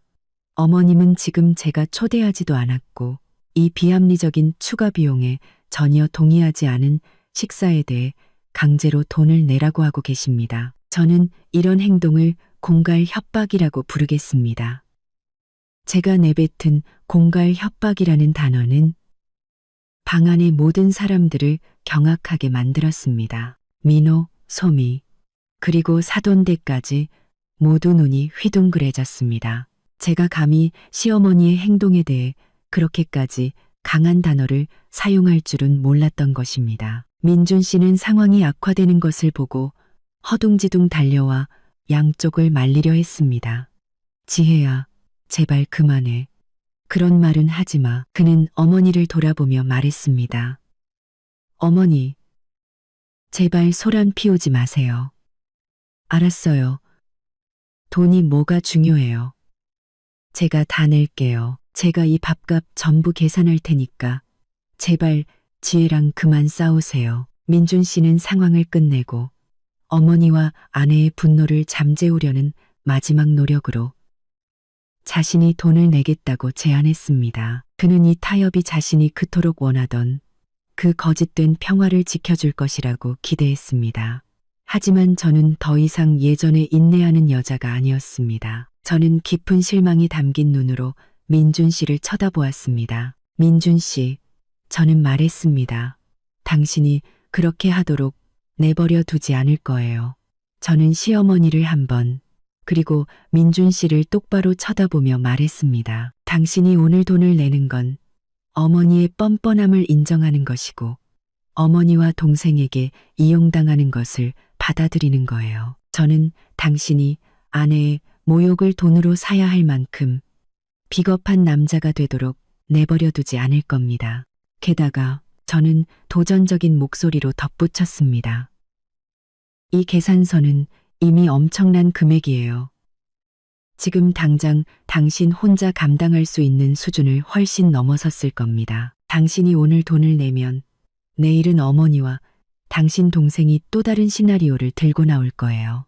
그때도 계속 돈을 낼 수 있다고 장담할 수 있어요? 민준 씨의 타협안에 대한 저의 단호한 거절은 시어머니를 더욱 분노하게 만들었습니다. 그분은 민준 씨가 돈을 내지 않으면 자신이 감당할 수 없는 거액의 계산서를 마주해야 한다는 것을 알았습니다. 그분의 계획은 완전히 틀어진 것입니다. 너 정말 뻔뻔하구나. 너 여기서 한 발짝도 못 나가. 그분은 절망적으로 문을 막으며 소리쳤습니다. 네, 어머님, 저는 갈 겁니다. 저는 말했습니다. 그리고 저는 저희 부부가 먹은 음식값만 계산할 겁니다. 나머지는 저분들을 초대한 분께 양보하도록 하죠. 저는 더 이상 논쟁하거나 설명하는데 1초도 낭비하지 않았습니다. 저는 다음에 무엇을 해야 할지 분명히 알고 있었습니다. 저는 제 마지막 행동, 즉 제 몫만 계산하고 단호하게 떠나는 것을 실행해야 했습니다. 제가 그들의 독단에 돈을 내지 않겠다고. 그리고 이 공갈 협박을 거부한다고 단호하게 선언하자 시어머니는 거의 이성을 잃으셨습니다. 그분은 소리를 지르며 두 팔을 뻗어 저를 막으려 달려들었습니다. 거기서 너 못 가. 너 이렇게 하는 건 불효야. 이 나쁜 며느리야.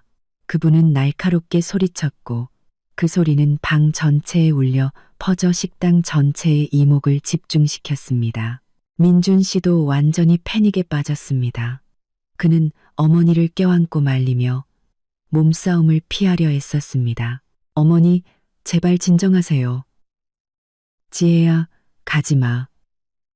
너 이렇게 하면 일만 더 커져.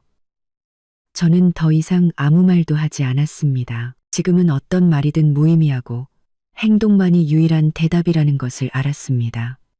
저는 민준 씨의 팔을 부드럽지만 단호하게 뿌리쳤습니다. 저는 그를 똑바로 쳐다보며 말했습니다. 민준 씨, 저는 분명히 말했어요. 저는 이 뻔뻔하고 불합리한 상황에 돈을 내지 않을 거예요. 당신은 남아서 어머니 그리고 당신 동생과 해결해요. 저는 갈게요. 시어머니의 비명, 민준 씨의 힘없는 애원, 그리고 민호, 소미와 사돈댁의 증오, 어린 시선 속에서 저는 몸을 돌려 화목실 문 밖으로 나섰습니다. 시어머니는 민준 씨의 팔을 뿌리치고 저를 쫓아오려 했지만 민준 씨가 그분을 붙잡았습니다. 아들에게 붙들려 분노에 차 소리 지르는 시어머니의 모습은 그곳에 있던 모든 사람들의 눈에 가장 혼란스럽고 부끄러운 장면으로 남았습니다. 저는 곧장 식당 계산대로 향했습니다. 지배인과 직원들은 이미 방금 일어난 소란을 눈치채고 있었습니다. 그들은 호기심과 동정이 섞인 눈으로 저를 쳐다보았습니다. 화목실 총 계산서 좀 보여주시겠어요? 저는 계산원에게 말했습니다. 제 목소리는 놀라울 정도로 차분했습니다. 계산원은 당황하며 저를 쳐다보더니 계속해서 추가되는 비싼 음식 주문 때문에 숫자가 춤을 추고 있는 전자 계산서를 보았습니다. 네, 손님. 현재 총 금액은 150만 원이 넘었고 아직도 추가되고 있습니다. 150만 원, 아직 제대로 서빙되지도 않은 식사에 대한 거액이었습니다. 그것은 우리의 초기 예상을 훨씬 뛰어넘는 금액이었죠. 알아요. 저는 말했습니다. 그것은 우리의 초기 예상을 훨씬 뛰어넘는 금액이었. 계산서를 분리해 주세요. 저는 시어머니께서 오시기 전에 저와 제 남편이 주문했던 가만 음식값만 지불하겠습니다. 신선로, 대하찜, 그리고 버섯 전골이요. 그것들 합쳐서 15만 원 정도 맞죠. 계산원은 고개를 끄덕이며 서둘러 컴퓨터를 조작했습니다. 그 음식들은 저와 민준 씨가 미리 주문했던 담백하고 전통적인 요리들로 저의 동의와 지출한도 내에 있었습니다. 네, 정확히 15만 5천 원입니다. 저는 지갑을 꺼내 정확한 금액을 결제했습니다. 저는 결제된 영수증을 받아 깔끔하게 접어 핸드백에 넣었습니다. 이것은 제가 도망치는 것이 아니라는 명백한 증거였습니다. 저는 제가 동의한 식사 부분에 대한 책임을 다했습니다. 제 나머지 계산서는 다금바리회, 불도장, 킹크랩, 전복, 제비집 스프와 비싼 와인을 포함한 것들입니다.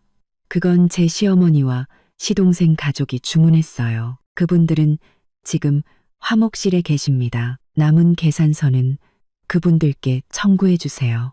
저는 계산원에게 명확하고 또렷하게 말했습니다. 계산원은 놀란 눈으로 저를 쳐다봤지만 프로답게 응대했습니다. 네, 알겠습니다.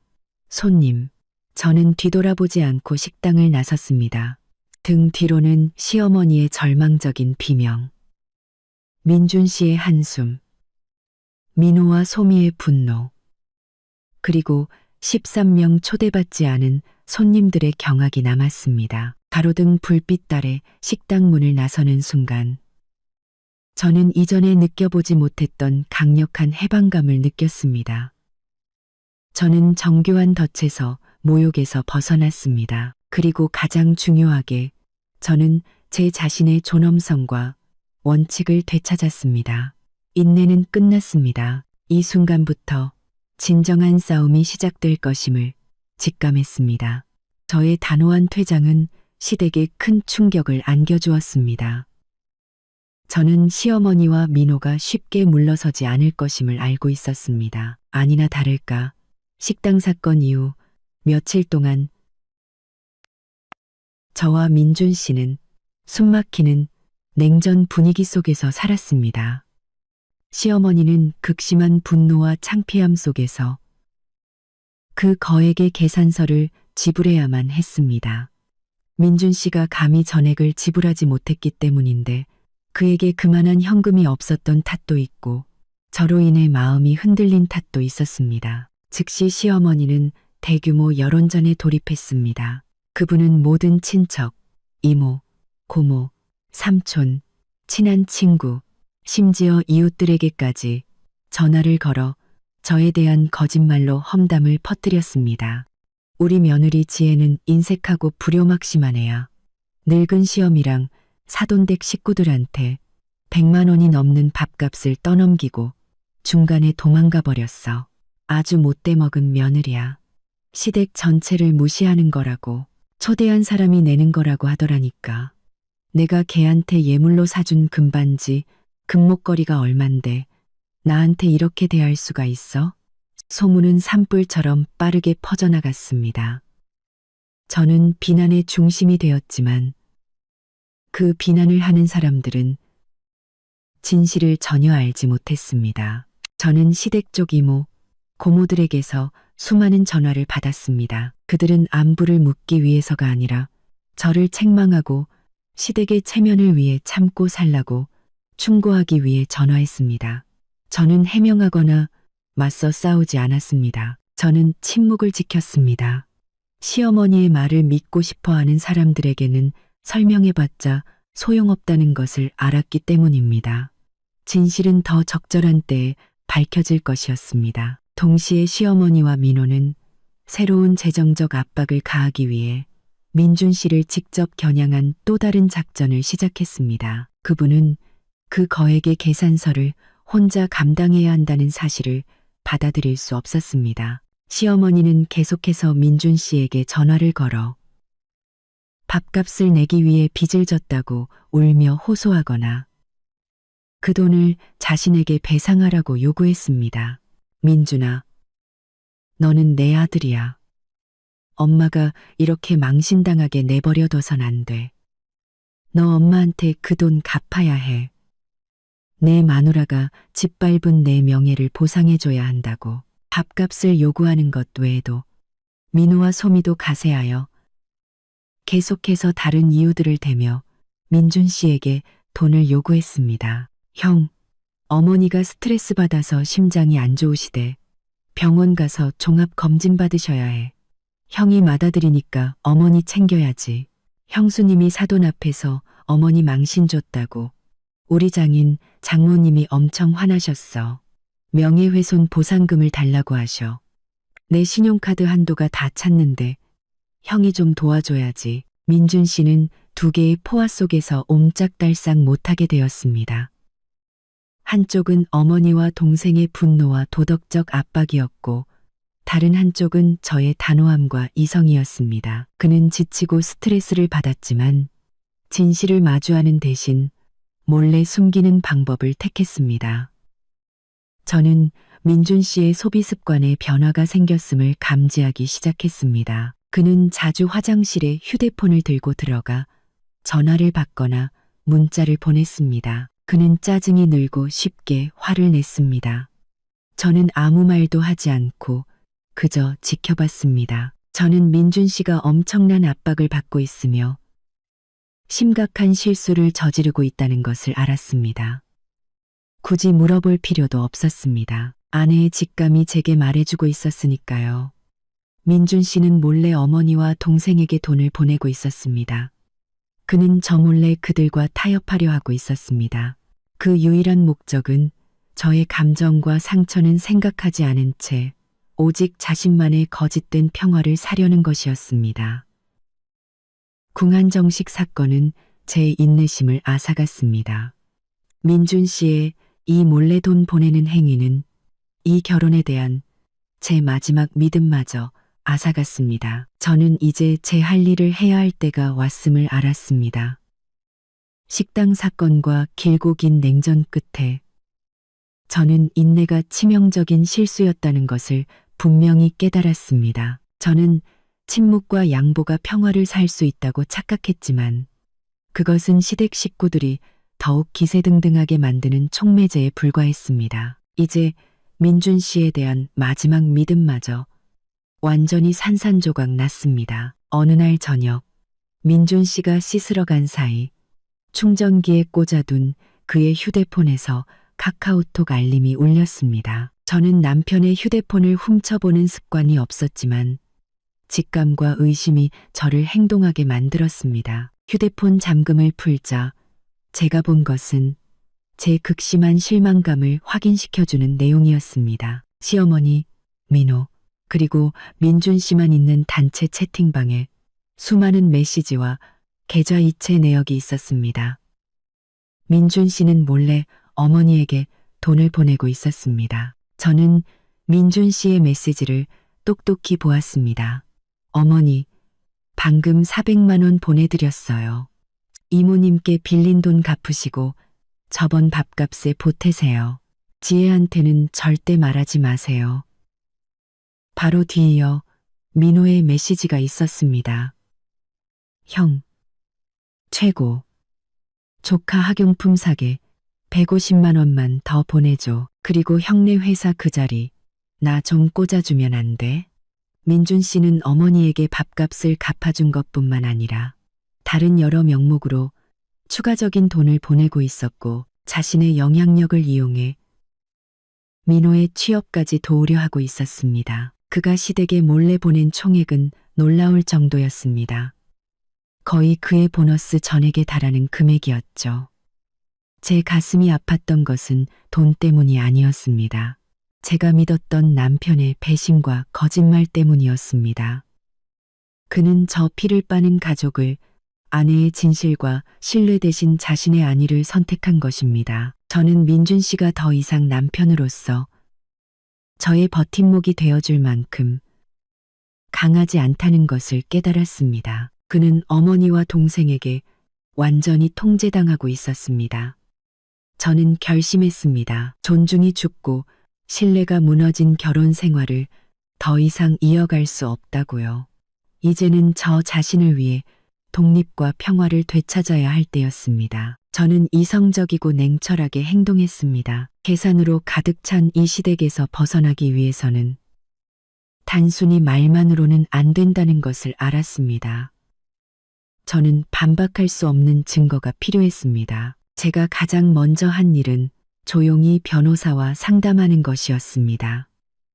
저는 이혼 시 저의 권리와 의무, 그리고 재산과 명예를 지키는 방법을 명확히 알고 싶었습니다. 그와 동시에 저는 상세한 증거 수집 작전에 돌입했습니다. 첫째, 저는 민준 씨가 시어머니와 민호에게 보낸 계좌이체, 내역과 카카오톡 메시지 화면 전체를 캡처했습니다. 이 증거들은 시댁의 재정적 착취 행위와 민준 씨의 기만적인 행동을 명확히 보여주었습니다.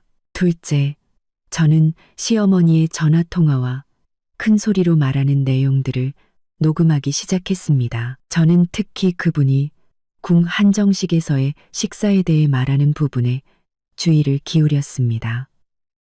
저는 휴대폰에 녹음 앱을 설치해 두었죠. 식당에서의 그날 저녁, 시어머니께서 이 파티는 맏며느리 이지혜가 왕민준의 보너스로 함께 기쁨을 나누고 좋은 기운을 받기 위해 대접하는 것이라고 선언했을 때 제가 녹음 버튼을 눌렀던 것을 기억해냈습니다. 저는 운 좋게도 그분의 손님, 초대 선언, 녹음 파일을 저장해 두었습니다.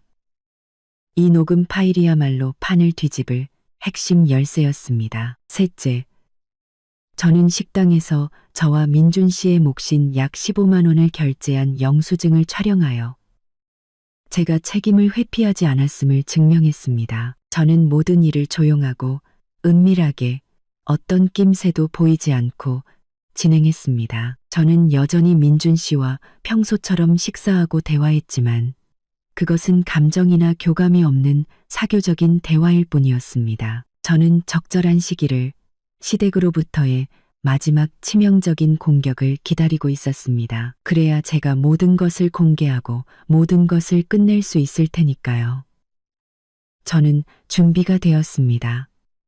제가 기다리던 일은 오래지 않아 일어났습니다. 시어머니는 제가 떠나버리고 민준 씨가 돈을 충분히 갚지 않은 것을 받아들일 수 없었습니다. 그분은 저를 공개적으로 위협하고 망신시키려는 마지막 대담한 행동을 결심했습니다. 어느 수요일 아침, 시어머니는 제 회사까지 찾아왔습니다. 제가 중요한 회의를 하고 있을 때 비서가 허둥지둥 달려와 나이든 여성이 로비에서 난동을 부리고 있으며 자신이 제 시어머니라며 저를 만나야 한다고 주장하고 있다고 보고했습니다. 저는 즉시 회의를 마치고 로비로 내려갔습니다. 시어머니는 로비 한가운데에 서서 큰 핸드백을 손에 들고 분노와 원망이 가득한 얼굴을 하고 있었습니다. 그분은 이미 제 많은 동료와 직원들의 주목을 받고 있었습니다. 이지혜, 너 당장 이리 나와. 그분은 날카로운 목소리로 소리쳤습니다. 어디서 시어미를 피하고 있어. 당장 내 돈 갚아.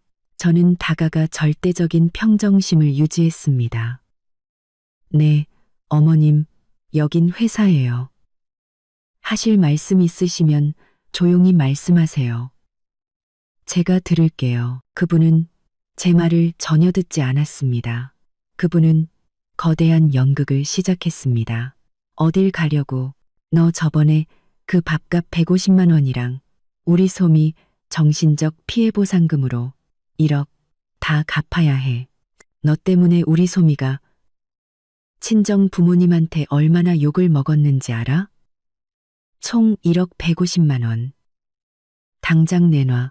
그분은 터무니없이 큰 금액을 공개적으로 요구하며 막내 며느리의 정신적 피해 보상이라는 수법까지 썼습니다. 저는 숨을 깊게 들이마셨습니다. 순간이 왔습니다. 저는 더 이상 예전에 인내하는 며느리가 아니었습니다. 네, 어머님, 어머님께서 뭔가 오해하고 계신 것 같습니다. 제 목소리는 이제 주변 사람들 모두가 들을 수 있을 만큼 또렷했습니다. 밥값 150만 원을 갚으라고 하시는데 저는 분명히 말씀드렸습니다. 초대한 사람이 계산하는 거라고요. 시어머니가 반박하려 했습니다. 내가 네 시어미야. 내가 가족들을 초대한 건 다 너. 저는 휴대폰을 꺼내 버튼 하나를 누르고 스피커폰으로 설정했습니다. 한 목소리가 울려 퍼졌습니다. 바로 그날 화목실에서의 시어머니 목소리였습니다. 오늘 이 파티는 맏며느리 이지혜가 왕민준의 보너스로 함께 기쁨을 나누고 좋은 기운을 받기 위해 대접하는 것입니다. 그분의 손님 초대 선언 녹음 파일이 또렷하고 단호하게 울려 퍼졌습니다. 제 회사 로비는 완전한 침묵에 휩싸였습니다. 시어머니는 입을 떡 벌렸습니다. 그분의 얼굴은 제가 이런 증거를 가지고 있을 줄은 상상도 못했다는 듯 새하얗게 질렸습니다. 저는 녹음을 끄고 그분을 똑바로 쳐다보았습니다. 네, 어머님. 저는 저와 민준 씨의 몫인 15만 원을 이미 계산했습니다. 나머지는 어머님께서 임의로 손님을 초대하시고 제가 대접한다고 선언하신 부분입니다. 증거는 여기 있습니다. 어머님께서는 제가 대접한다고 하셨지 제가 초대한다고는 안 하셨죠. 죄송하지만 저는 이 불합리한 금액에 대해 단 한 푼도 지불하지 않을 겁니다. 그리고 소미 씨의 정신적 피해 보상금도 지불하지 않을 겁니다. 제 행동은 원칙을 지키기 위함이었으니까요. 바로 그때 민준 씨가 나타났습니다. 그는 소식을 듣고 제 회사로 달려온 것이었습니다. 어머니, 왜 여기까지 와서 난동을 부리세요? 민준 씨가 소리쳤습니다. 그는 극도로 창피해했습니다. 창피해했습니다. 시어머니는 아들이 온 것을 보고 즉시 그에게 매달려 서럽게 울기 시작했습니다. 민준아, 너 봤지? 지혜가 나한테 이렇게 대한단다. 사람들 앞에서 공개적으로 나를 망신 줬어. 나 더는 못 참겠다. 너 당장 쟤랑 이혼해. 나는 저런 막대 먹은 며느리 필요 없어. 민준 씨는 저를 돌아보았습니다. 그의 얼굴은 혼란으로 가득 차 있었습니다. 그는 어머니와 아내 사이에 서서 마지막 선택을 마주해야 했습니다. 지혜야, 제발 어머니께 사과 한마디만 해줘. 민준 씨가 제게 애원했습니다. 저는 그가 너무 오랫동안 망설였다는 것을 알았습니다. 그는 여전히 타협을 선택하고 있었습니다. 저는 어떤 감정도 남지 않은 눈으로 민준 씨를 똑바로 쳐다보았습니다. 저는 핸드백을 열어 미리 인쇄해둔 서류 한 장을 꺼냈습니다. 그 안에는 그가 어머니와 동생에게 돈을 보낸 계좌이체 내역 사본이 끼워져 있었습니다. 민준 씨. 저는 차가운 목소리로 말했습니다.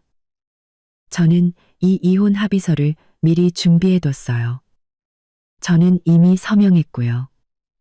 당신이 방금 받은 증거들을 보세요. 당신이 제 등 뒤에서 무슨 짓을 했는지요. 이제 당신에게는 선택지가 하나뿐이에요. 이 서류에 서명하고 당신의 그 피 빨아먹는 가족에게서 영원히 벗어나거나 아니면 어머니와 계속 함께 살면서 법정에서 이 이혼 소송을 마주하거나 저는 서류를 안내 데스크 위에 올려놓았습니다. 민준 씨는 떨리는 손으로 서류를, 어머니를, 그리고 저를 번갈아 보았습니다. 그는 너무 오랫동안 망설였습니다. 그의 비겁함이 이 결혼을 끝낸 것입니다. 민준 씨는 이혼을 선택했습니다. 그는 후회했습니다. 그는 공동재산 분할을 요구하지 않았고, 심지어 어머니에게 몰래 보냈던 돈의 일부를 제게 자발적으로 돌려주었습니다. 그는 집을 나가 따로 살기 시작했고, 어머니로부터의 재정적 의존을 끊었습니다. 그는 마침내 어머니와 마주하고 독립적인 성인 남성으로서의 삶을 시작해야만 했습니다. 시어머니는 민호, 소미와 함께 살게 되었지만 그분의 삶은 결코 행복하지 않았습니다. 그분이 그토록 편애했던 며느리, 소미는 그분을 구박했고 그분은 고독과 어려움 속에서 살아가야 했습니다. 그리고 저, 이지혜는 숨막히는 결혼 생활에서 벗어나 독립과 평화, 그리고 제 자신의 존엄성을 되찾았습니다.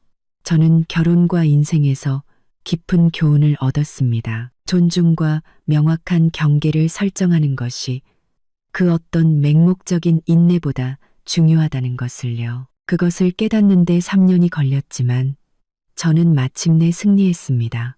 마지막 순간까지 이야기를 들어주신 여러분께 진심으로 감사드립니다. 다음 영상에서 다시 뵙겠습니다.